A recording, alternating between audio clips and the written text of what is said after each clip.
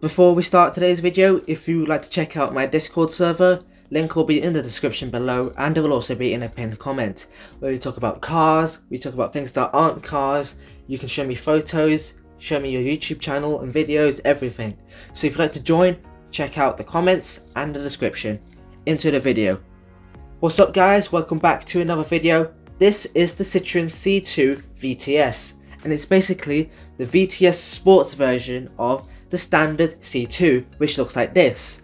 This basic C2 just looks utterly so this C2 VTS definitely brings it alive. Now, the C2 and the C2 VTS was a successor to the Saxo and the Saxo VTS. Here is the VTS Saxo, and here is a standard Saxo. Personally, the Saxo does look better. And just for no reference at all, here is a picture of the standard C2 and the standard Saxo, and apparently this Saxo is diesel. But either way, here you go. But anyway, that is it for introducing it. Let's get into the review.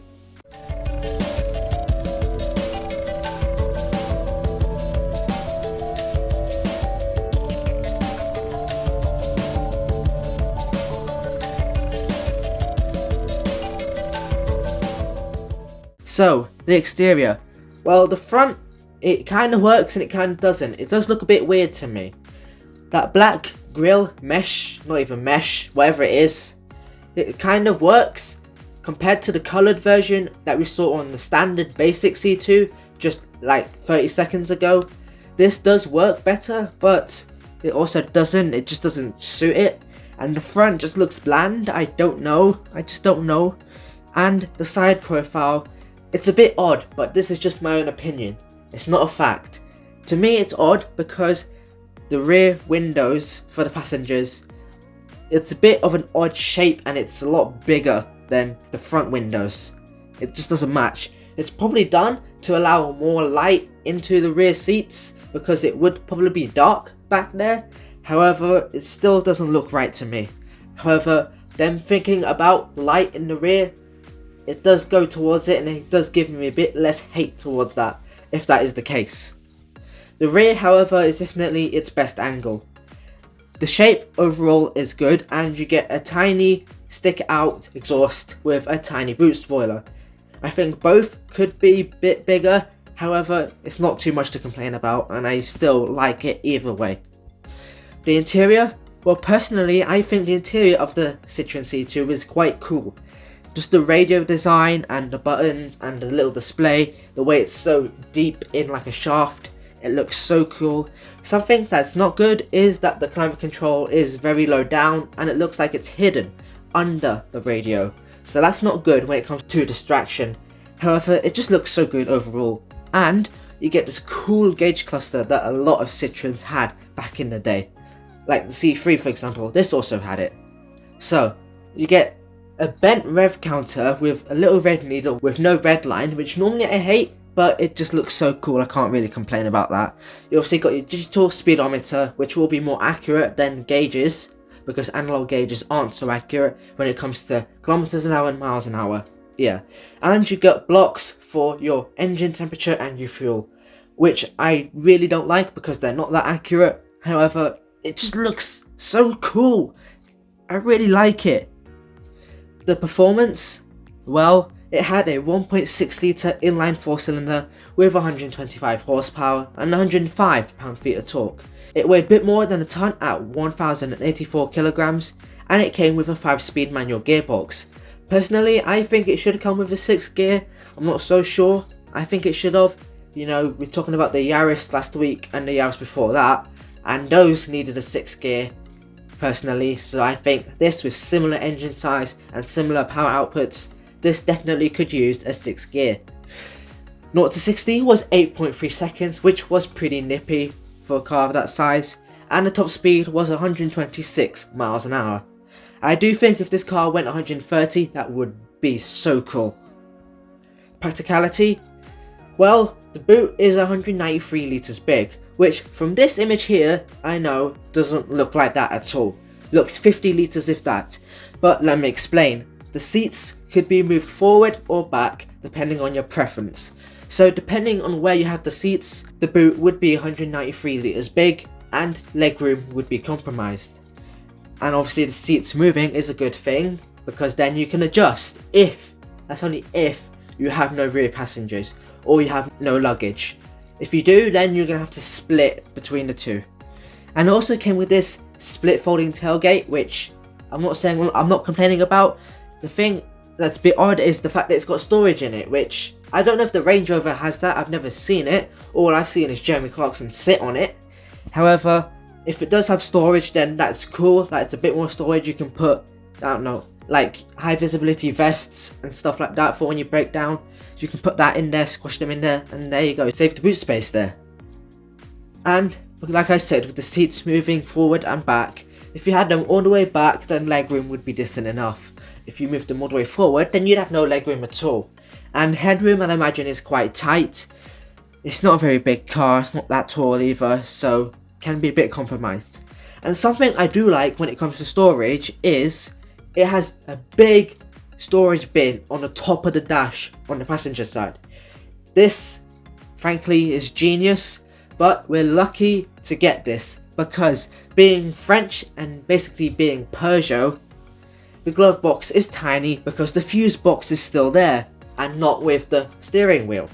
I don't know why the French do this, but either way, I've only mentioned this glove box because it has a big storage bin to begin with. So you're lucky, you can fit some stuff up there. The handling? Well, it did handle really well. It was like a go-kart, once again like the Yaris T-Sport. It did weigh quite nothing, to be honest. It was like a balloon, so obviously that helps when it comes to handling. And obviously suspension and roll bars have been stiffened up compared to the standard C2, so body roll has been reduced to a minimum. And if you can drive really well, you can possibly get the arse out on this thing. So this is definitely very good. It was very composed, so this is good. I would say that so far it is definitely on par with becoming a good Saxo successor. Is there anything else worth noting? Well, reliability is questionable, and I'm not saying bad, because I've seen some articles on the internet that say that this and this about the C2 VTS is reliable, but I know I've seen bits that say it's not so reliable, so I'm just going to put questionable, so I'm not going to go to any sudden judgment there. And that is the end for anything else, just one section, that makes it very quick. So what is the verdict? And there's a lot of pros here, I'll be honest with you. So the pros are, it is very nippy, especially for a car that size. The rear does look very nice and the interior is really cool. It had decent performance. The rear seats could slide, so that was also good, so you can decide whether you want legroom or you want boot space, but only one at a time. The boot space is on par with its rivals. When you put it in the correct position, the seats, then yes, that is how it works. The legroom can be decent enough, once again due to where you put the seats. The dash storage is useful considering how tiny and useless that glove box is. Unless you live in a country where the steering wheel is on the left, then you get a big glove box and you get that big storage bin. So, you know, you lucky. And the handling was quite good. Go-kart, really composed, less body roll, amazing, brilliant. The cons, however, are the reliability is questionable. The side profile is a bit awkward, but that's just to me, not to anybody else, to me. The front end is a bit weird, it's a bit bland, and that black grille works and doesn't work. 6th gear, possibly. I definitely think it would definitely be useful, especially for economy and maybe performance as well. And that glove box is tiny, but that only really goes for the right hand drive version of that car. But anyway, that concludes the review of the Citroën C2 VTS. Now, I know the title of this video is a question. Is it a worthy Saxo VTS successor? And I would say yes it is. It was really fun to drive. I think that the performance was also decent enough. Could be a little bit faster, but I really can't complain. And, well, the interior is very quirky. And obviously you got seats that slide, so that is a very practical thing. With the split folding tailgate that has storage in it. So really, it's kind of good. The only thing I don't really like is the exterior, but I do like the rear of it. But anyway, if you enjoyed today's video, then obviously you can subscribe and all of that. And if you'd like to check out my main reaction channel... Oh, bye-bye. Or not. Darren, you're stupid. Yeah, we can see.